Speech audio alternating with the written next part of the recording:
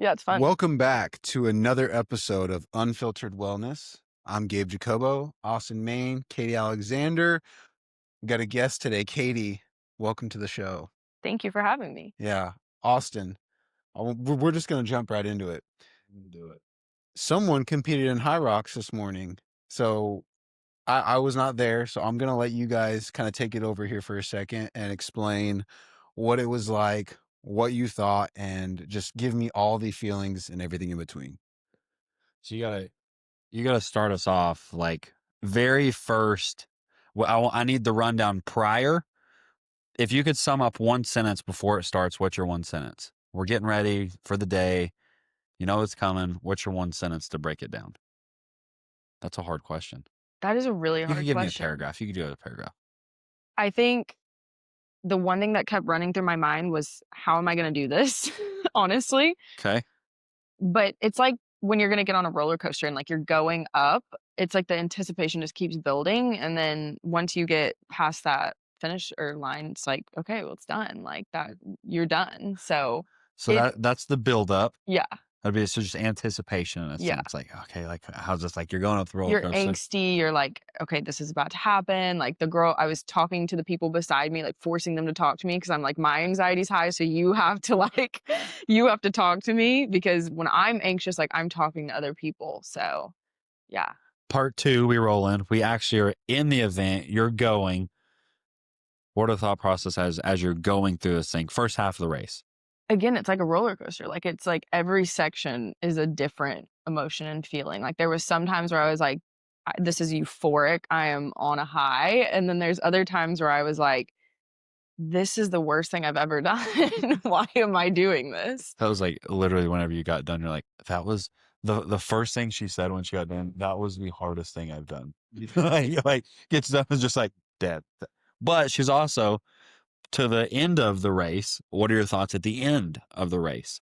I was being really dramatic with that, to be fair, but that is kind of how it felt. Yeah. It was a feeling of, that was so hard, but also I did it and I'm so strong. Like it was like a duality of the two, of like, that was hard, but I did it.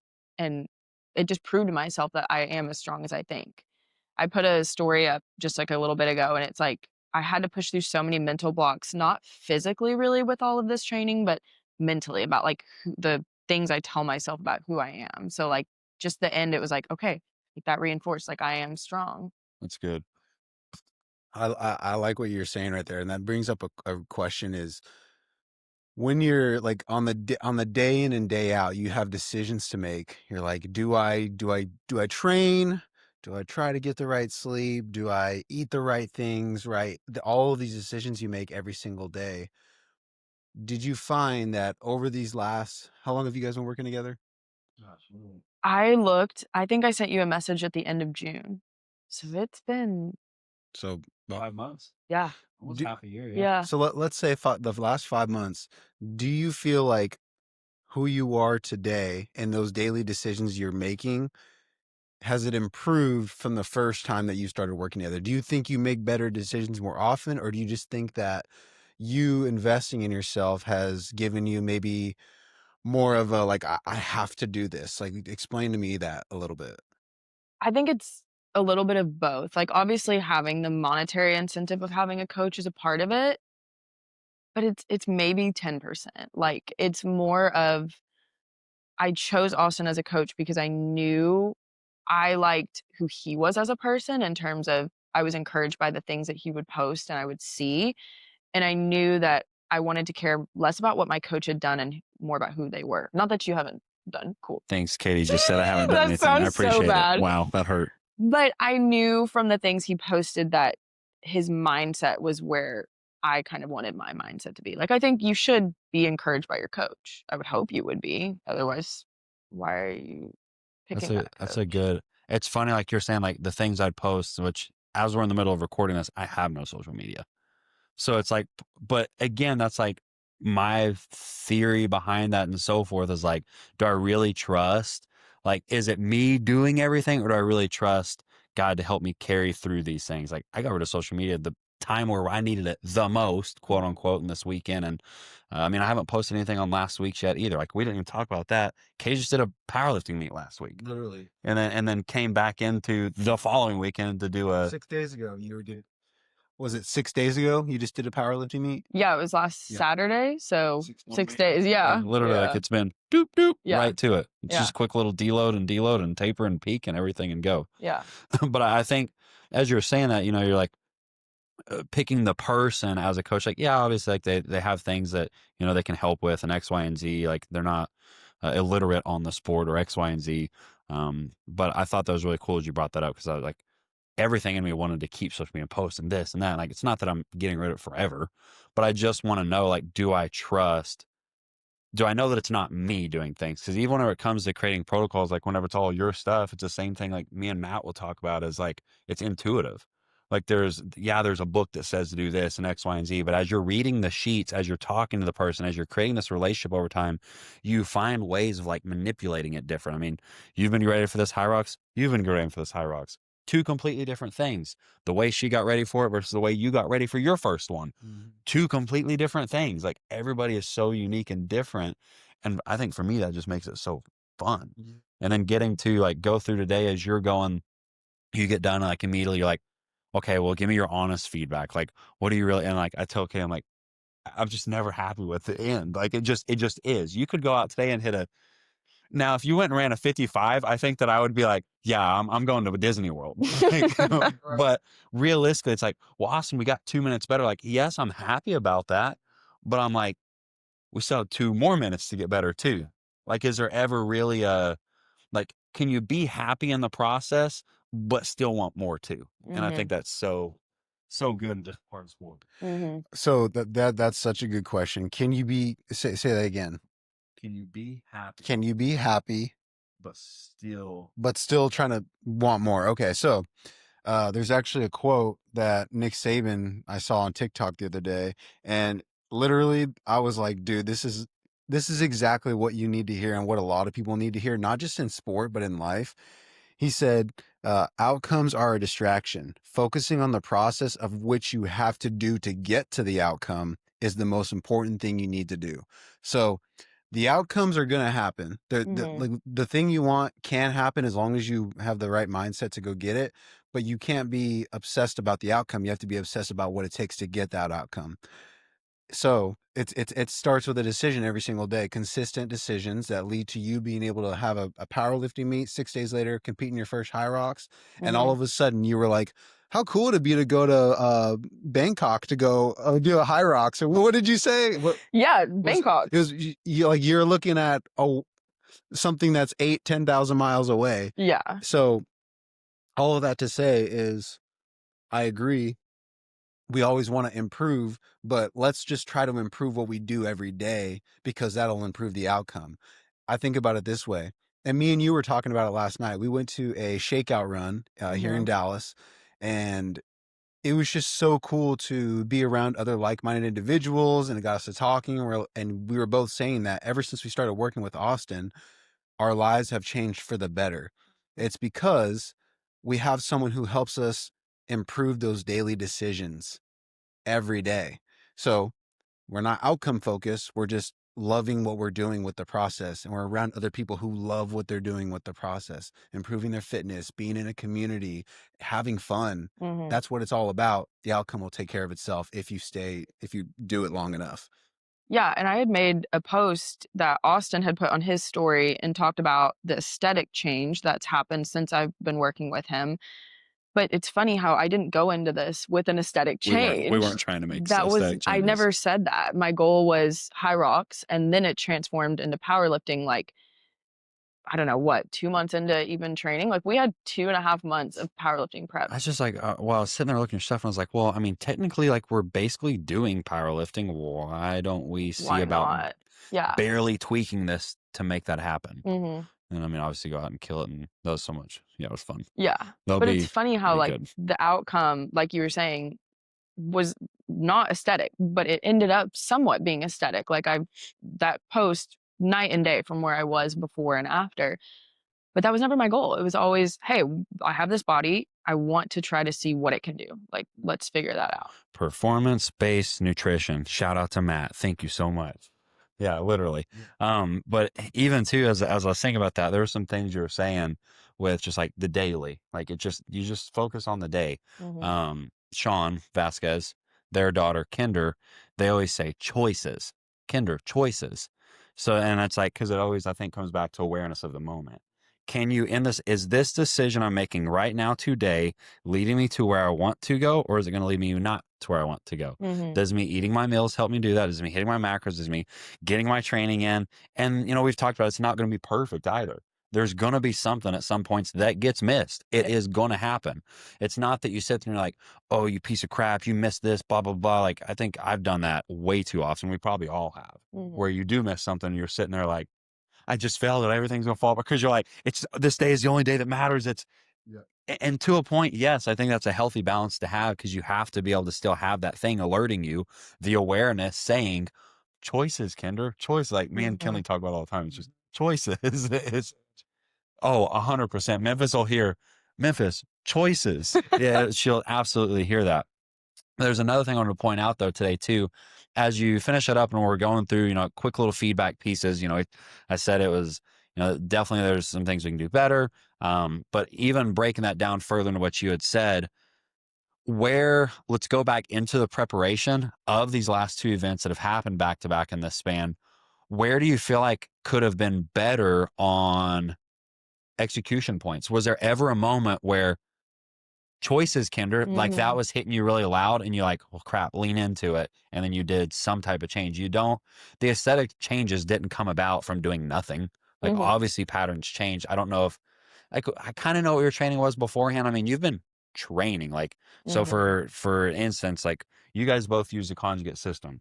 It's West Side barbell stuff through and through, but we apply it in such different settings. It's not to powerlifting, which if you actually understand West Side barbell, it was never about powerlifting. It is, but it's not.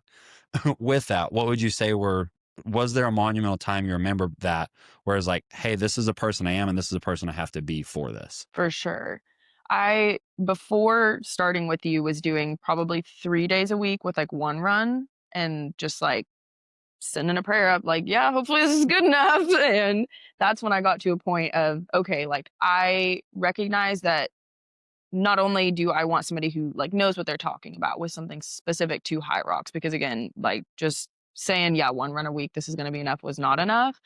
But also knowing that again, like it goes back to the whole mindset thing of like, I needed somebody that I knew would also require more of like a mindset shift within this. And I just knew from your posting again, like taking it back to that would be required of me. Not only just like from like the coach that I had, but like within myself. Like I think that's what the point of coaching is to transform yourself. And that was what I needed at the time. I was like, I know that through this, it's going to be like a kind of chrysalis, butterfly process of like, you've got to go through that. And so there was definitely times where I was like, just sitting there thinking, this is insane. Like, this is not who I was 3-4 months ago. And it's like kind of a surreal process, but it also isn't, because it doesn't happen in a moment. It's like goes back to the small steps of, it's like, as I sat there and I was like, how did I get here? It's like as I sit here today, I'm like, how did I get here? It's like small things. Like it wasn't one big thing where all these aesthetic changes happened. It was like every single time I would be like, I really don't want to train today. But like I didn't even second guess it, because I knew that the person that I wanted to be required that. And like that's just kind of what I feel like it sums up with any sort of change in your life, is it's like, if you are going to become that person, you don't really have a choice. You can change, like you said, the way that you do it, but at the end of the day, something has to be done. And that was like what was really helpful about you, is like, if something did need to be tweaked, it could be tweaked, but it still had to be done. So whenever you're going through the change of kind of being coached and seeking out these different events, what were you really trying to do when you first decided to hire Austin? Like what was the thing that you were like, I have to do this because of this reason, this reason, this reason? And a second follow-up, has that changed since you first made that first, like, why am I doing this? That's a good question. I feel like the first reason I did it is because, admittedly, and I think this is for everybody, you can't do it on your own. Like, I think that's for everything in life, I honestly. have coaches in all kinds of areas. Yeah. Yeah. Like, and I say that like with everything. It's like you A, don't have to do it alone, and B, it's more fun when you don't do it alone. So I think I got into a point where I was trying to do everything alone and I was like, why am I doing this? Like, and especially with coaching, it's like, why am I'm a coach myself, but I didn't have the knowledge about HYROX specifically or powerlifting specifically to do it on my own. So I was like, I need somebody who is going to not only be somewhat of a community for me, but lead me somewhat into that. And I mean, I've met you through this and other people through Austin. So yeah, it opens up doors. So I think it did do honestly exactly what I think. It was more subconscious thinking that at the time. I didn't really like exactly think that. I was just like, oh, I'm not quite where I need to be. I know I have high rocks in 5 months. I need more training. But I think it had those undercurrents that I didn't even realize under it. And honestly, I think I was being led by honestly a higher power to not just like you. I keep bringing it back to you, but to that, like I think you're Knowing there led to the was like people. something like I need to Yes, people, yeah, like, people. people are placed in front of you for a reason, so That's it's funny you say that because I remember um, Alfonso told me, he's like, you need to train for something. This is way back when I was living in the gym, and he's like, man, I just think if you would like commit and train us for something, it would change a lot of things. And that's when I like found Shane and like started going up to Cincinnati all the time and making I mean, that was 56 hours of driving a month there for roughly a year. But I saw the first time going through the process. We go back to the daily process of things. Like when you string together a lot of days in a row of like, I did get everything today. I did get everything today. And it's on a manageable plane. It's not like, I mean, you went from 4 sessions a week to we've had you upwards as many as 9 sessions a week now. I mhm, mean, you over doubled your training volume. Like, yeah, there's a mhm, reason you made aesthetic changes. You trained twice as much as you did, but we also made sure that you had enough food on the back end to be able to sustain that. It's not, I'm assuming that was maybe once a week, maybe 2 on a bad week where I was like, man, I just don't really want to train this session.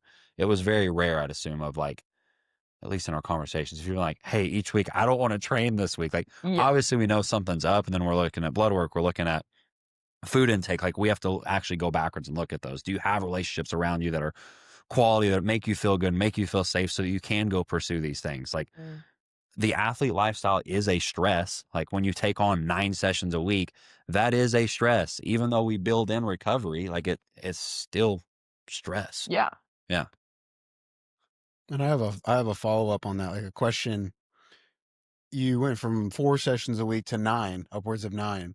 Do you feel like you are still able to do the work you need to do for your livelihood, to put food on the table and a roof over your head? And do you also feel like you're more able to are you able to handle more now that you know you're capable of more? It's kind of a two-sided question. absolutely, yeah. Again, pushing through doing those 2 competitions back to back, it pushed through so many mental barriers of not only what I'm capable of physically, but also mentally, and that transferred not only just again physically, but to like my clients emotionally too, because I think that they could see this process of me changing and it's inspiring. Like Mhm. I made a story post about that too. It's like I like social media also for the inspirational part of it. Like it can be egotistical to a point, but honestly, when you see somebody doing all these things in their life, it's inspiring. Like Mhm. my 2 friends that came to my powerlifting meet, they were like, "This is fun. Like this is cool to watch you do this." Like it inspires me. And Pearson, you're gonna do a powerlifting meet. So it's cool. Like, seeing you, like it Mhm. inspires me in High Rocks. Like that's the whole point of and like the good side I think of social media. So I think I took that question So differently. would you say I would say that you're saying there's limiting beliefs about ourselves. We either say we can do something or we can't do something. I'll never have time to train that much in a day. Well, it requires choices, decisions. Do you want to watch Netflix and doom scroll on TikTok for 2 hours a day? Because it takes you really got to look at yourself in the face, and somebody's going to say, well, that's when I decompress. And that's when I know it's rotting your brain and you're filling the time. Yes. And I'm not Mhm. trying to get off on this soapbox. I'm just saying that we make decisions that totally dictate how we live our lives and how we see what we're capable of. Your limiting beliefs have totally changed how you probably spend your time. Before was probably pretty good, but now it's even better. Yeah. I say all this because I want to praise you guys, because this is what I feel. I feel like, and I make content. I make things for people to consume. So I'm not, I'm not trying to be like an a-hole here. Yeah. I'm just saying that I'm trying to give people maybe really good information. As I become a nutritionist, I want to be able to give out information. I want it to be beneficial for somebody to hopefully be inspired to do something that changes their belief in what they think is possible. So I asked all that because you do believe that your beliefs have changed in what you can actually obtain, right? Absolutely. Okay. Absolutely. Yeah. There's a follow-up I had to that, because I part of where you're going that I was following with that, I want to connect it. This is a good one. I think I know where you're going. I've always heard the phrase, if you want something done, give it to somebody who's busy. Every time I'm doing more and I'm training more, even like with the baby here now and all those things, like I'm still training. Maybe not as hard or as much volume, but I'm still training twice a day as a new dad. Like, I think it's that important, but it makes it easier to get everything else done. Have you noticed things are easier to get done, even though you have more on your plate when you're training 9 times versus 3-4 times a week? Yeah, because it doesn't leave room for error. That's a good way to Like, put it. you have to do it or it's not going to get done. And I mean, that's a really simplistic way to put it, but it's like the fire has to be put out. It's literally burning. Like, that's how I think of it. And so it's like somebody's got to put it out and it's going to be me. Otherwise, like, it I know that's like a weird analogy, but it's just, it has to be done. Like, I know that sounds silly, but I think the busier you are and the more, and I say busy, I think there's a I limit. don't think you're saying that's a bad thing. Like, Yeah. we're not saying like, hey, go make sure every single minute of your day is calculated out and it's perfect. And I don't think it's that at all. I think there's definitely some ebbs and flow for like time for creativity, time for like get your stuff done. Like, I think there's a balance of all that. I just think if you're progressing performance wise, pretty good idea that you're adapting well to stress. Training is just a way to measure life stress to me, honestly. And I think it's less also, I see it more, I added more purpose to my life There we go. from the training. I got so much out of that, so much more community and connection, and that made more purpose in my life and in other people's lives too. Made purpose for you. Yeah. So I think it didn't take away from my life, it added to it. Yeah, you could say that it added more things schedule-wise, but the benefit that I got from that was more important than the time that was taken away. So yeah, it wasn't a bad thing at all that was taken away from me, the free time that I might have had. Because I mean, before, I don't even think back to like, oh, I wish I could have done this in my free time now. It's like, I don't even remember what I was doing in my free time. What do we get rid of? Exactly. Like, I don't know. Exactly. Yeah. I think that's really, really good on that. The other parts of that too, like we've talked about, kind of some things going forward, potential ideas and new things to bring on the plate, whether that's different sports, continuation of the sports you've been through. One of the things I did mention, we all come from team sport backgrounds. Every single one of us. I do nothing that's team sport anymore. You do nothing that's team sport anymore. And you do nothing that's team sport anymore. And we talked about that this morning. But yet we're all here. And I still feel like because of that, like the aspect of everybody being together, you get that feeling of team sport. Like, we know when you're competing today. We know when you're competing today. Like, you're seeing all the things on the back and make sure everybody's ready to go for this, that, and the other. Like, I think that part of it was, for me at least, I felt a lot of value come from that. To piggyback off that, it's community. We want to be a part of people who are like-minded in what we're pursuing. And while it isn't team sports, we are a team of people. Like, we're in this Airbnb in Dallas right now, spending our money to go run in circles. And we talked about that. And that's been a joke in some other podcasts that I've watched. We're literally just running in circles out there and we're sweating and it feels like hell sometimes, but we all know what that gratification of training and then finally getting to that spot feels like. It feels so good to work so hard and then finally get to just put it all out there and see what happens. The other thing I wanted to, and it was what you were saying about being a coach. I can understand why it would be so gratifying. Whenever I ran my half marathon, Like you were so pumped to just have the coconut water. You were pumped to have the banana. Like it was all these things. You were just excited. Right. But you're a team guy. Yeah. That's all you want to do is support people. You Mhm. coach. You just want to support people. Mhm. We're doing things that help us be better teammates for the people that we serve, Yeah. whether that be in fitness, in life, or just anything in general. That's really good. I like that too on that. With looking back over the preps, what if you could change one thing over these last two goals? Like you walk back in time, you're going back through it. What would you have done different to get an even better outcome? What do you feel like was the weakness of the prep? Be honest. Like true, like where can it be even better? So we talk about it's good, but then we always have to, Mhm. I always say like, it's good, but how can it be even better? Yeah, I mean, Happy, that but was more. the first thing I thought about when I crossed the finish line and I saw my time. I was like, "How can that change?" Which Other than running an extra lap, you could just not run an extra lap. You can yeah, make it better. yeah. HYROX, if you're watching this, please make any of your races more, like, for people that can't count like me, make more Katie's sense. actually blonde. She's truly Yeah, blonde. So yeah.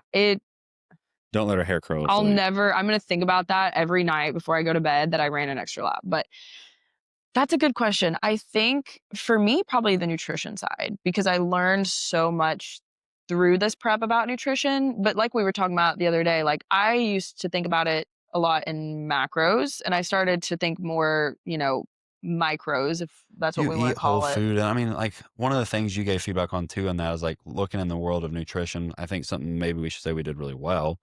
We looked at timing food around cycles. When Yeah. I talk about intuitive, there wasn't a book that I was reading that I got that idea. I've never heard anybody do that. Mm, I was walking one night and I was like, huh, I wonder if this is something people do. And then the next thing I do, I'm going down a rabbit trail. And then by the next day, we're talking about, well, hey, what if we shift I call it wave loading. I'd done it with Dylan, one of my buddies, but it was for a very different purpose. I mhm. was like, what if we did wave loading based around cycles and timing, all that? And then we change your training around that. And it was like, wow. And you said that it made a drastic difference of how you felt and so forth. And I was like, I should probably do this with everybody then. But Yeah. it's so weird. It wasn't like there wasn't a book that was like, hey, go do this, Austin. Yeah. Just walking around, bebopping, having my night walk. And the next thing I know, that's And there's not a lot of research into that, unfortunately. that's so strange to me. Like I just, I don't know. Nobody really talks about that or I mean, women's health is just light years behind where men's is because we just aren't tested on enough. And I mean, unfortunately, cycles is a big part of that. Like I did an internship in research like early in my college career, but like that was literally what they said is it's we just don't do a behind. lot. Yeah, like it's harder to track women's cycles, and that goes into a whole discussion about women's cycles and unfortunately how a lot of women aren't educated to either track their cycles or just know about them. But I mean, it made all the world of difference for me in training. It's interesting. So it's like we did well with nutrition, we did some things, but it could have gone even deeper.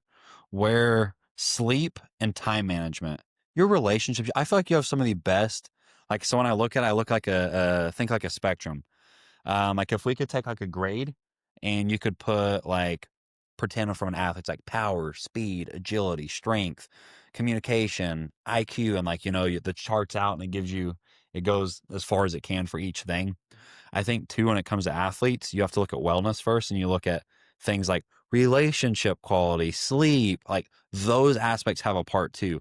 I think that you're able to leverage your relationship quality so well that it's allowed you to do some of the other things, even if there is like, oh, well, nutrition could have been a little bit better. I think some of these things leverage us enough though that it creates like buffers.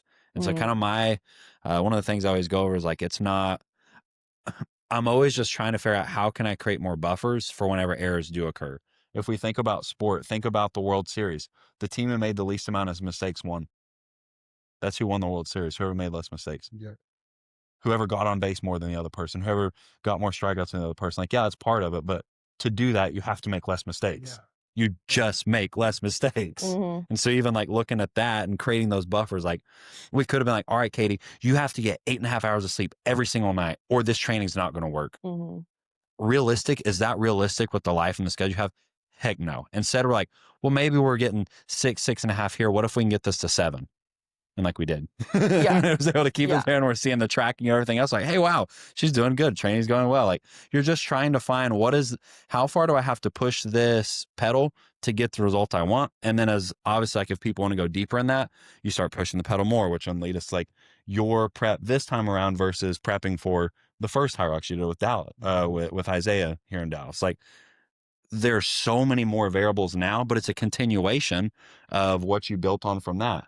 Everything from here on is a continuation of things you built. This was a continuation of things you built before that. Yeah. It's like you do a great job of just following curiosity. And I think that's why more than anything, we've worked really well being able to go through coach athlete relationship is because I just do the same thing. I'm like, well, what am I curious about trying to do or learning or this, that, the other? And then I just go do it. Absolutely. And I feel like you do the same exact thing. And I think that's like people, as I've gone through this, have either really weird reactions to me telling them, hey, I'm going to do powerlifting and HYROX. It's like two different spectrums of like people, like you said, are curious about that. And then people that are like, I would never do that. But I think people that maybe say they would never do that, it's a fear. Like almost, I think we lose that curiosity as we get older of, well, if I do this, then I'll fail and I, will be seen as a failure. Like, I think that's kind of the mindset that people go through. And like, as I sit back and I look at these two competitions and how I did, I could see a lot of it as failure for sure. I mean, I ran an extra lap and my time wasn't quite where I wanted. Let's not even talk about my bench on powerlifting. But like, I sit here and I laugh about it because like, yeah, I mean, maybe it's a failure, obviously. Like everybody wants to perform well. And if I'm going to spend all this time doing this, like I want to do good. Yeah, that's there. But like, it's, you're going to die one day anyways. So you might as well just do the things, even if you do fail. Like, I think that's my kind of motto. So I think that's why I follow that curiosity. And like, I just think, continuing to follow that's just going to take you to the right places of like, yeah, like I'm going to probably stumble through and like, I don't know how this is going to go, but like, I mean, you're going to do that in life anyways. So you might as well do the things that like are really going to push that to the extreme because like also people are going to judge you either way for all of it. Cause I think that was a huge limiting belief for me in all of this is it was like, well, like, I didn't put up a 350-pound deadlift or, do all these things. And it's like, okay, yeah, but I also did something that was so extreme for like me at least. And that's all that matters. So I think just circling back to where my thoughts are going with that of like, you have to take out other people of the equation and just think and like really focus on you. And it's funny because that was exactly what I had to do in this race today. Cause I, have girls passing me and I'm like, I just saw you lap me, I think. So like, you have to be like, it's me and it's only me in this. That's part of I feel like everything is going in a circle right now. You don't need certain people in your life. It's who do we surround ourselves with? Whether the average of the 5 people, some people you don't hang out with as much because you don't align with values and how you live your life, different things like that. But also what you just said, the failure and not being afraid to fail. It's because you're more like what Nick Saban was saying.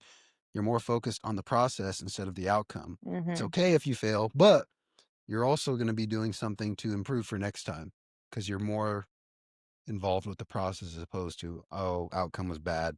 Let me go back to my old ways and be sad. And it keeps a lot of people from progressing. Yeah. Yeah. You got anything else you want to? That's all I got, honestly. Those are my bigs for the day. Yeah. But is there anything either one of you guys have before we hop off here today? You do have one? Katie, anything? Anything you want to add? I know there's one question I want to ask her. Can I ask it? Yes. Okay, for anybody who's getting ready to try to take on some new event they've never done, what advice would you give them? Get to know yourself. That was the biggest thing within this is I think you're going to be forced to either way. Like I didn't want to meet myself a lot, but I did. But you have to get to know yourself. And like I was talking about with the beliefs and everything, like they're going to be in your face as you go through the process. So you might as well just get comfortable with it. Especially if you are training for something like and you're putting in all these hours, you're going to spend a lot of time alone. And sometimes it's not going to be comfortable. At least for me it wasn't. It was like, oh my God, I don't like myself right now. Like this is not fun. But you have to, I mean, you're the only person you're going to have for the whole rest of your life. Like truly. Where you go, there you are. Yeah. Might as well get used to it. Mine was not as deep as that. I'm just curious. Yeah. I was gonna ask, how bad was burpee broad jumps today? Like, how did that feel? Those were not that bad to me. See, they're really not that bad. Yeah. Just pick a pace and stick to the pace. Yeah, Let's those weren't go. that bad. Let's go. I can't say that for everything else. That's okay. Yeah. I'm always curious what people think, because a lot of people are afraid of HYROX because of the broad jumps. Yeah. That's the thing that people get scared, and the running. It's the running and the broad jumps that scare Mhm. most people that I talk to off. So Yeah. not as deep as your question. Sorry about that. Yeah. No, Anything else? sandbag lunges were the worst. That Did it- was the only part that I was like, this is the worst thing Those I've are ever gritty. done. Yeah. You got anything else to add before we go? Go be great. Go do cool things. Yeah, go do hard stuff. Yeah. That's it. That's what I've learned. So Well, that's it for this episode of Unfiltered Wellness. I'm Gabe Jacobo, Austin, Maine, Katie Alexander. We're here in Dallas. Peace.